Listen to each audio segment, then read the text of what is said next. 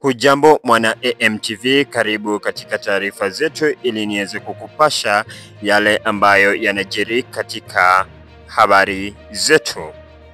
Dodoma, Tanzania.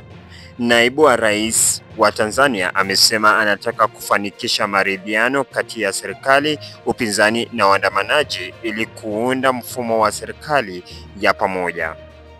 Mpendwa mtazamaji, iwapo haujaweza kubonyeza kile kidude cha subscription, na kuomba uweze kusubscribe katika chaneli hii ili wakati wote ambao tunatoa video mpya YouTube itakufanikisha kwa muda mwafaka na utakuwa unaelewa kile ambacho kinajiri katika taifa letu.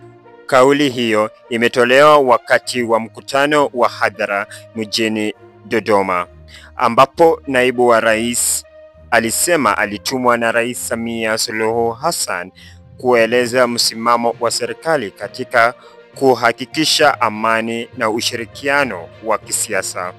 Amesema hatua hiyo inalenga kupunguza mgawanyiko wa kisiasa na kuhimiza wadau wote kushirikiana katika masuala muhimu ya taifa, ikiwemo maendeleo ya kiuchumi na amani ya taifa. Hii inajiri tu wakati ambapo nchi imeweza kushuhudia maandamano makubwa tarehe 29.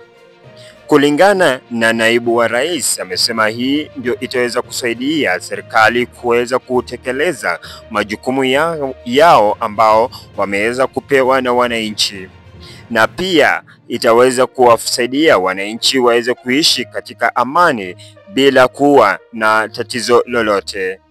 Mpendwa mtazamaji, tutakuwa tunakuarifu yote ambayo yatakuwa yanatokea na habari zote ambazo tutakuwa tunapokea katika meza yetu kwa muda mwafaka, lakini na kuomba uweze kusubscribe katika chaneli yetu. Hadi wakati mwingine, kwa heri.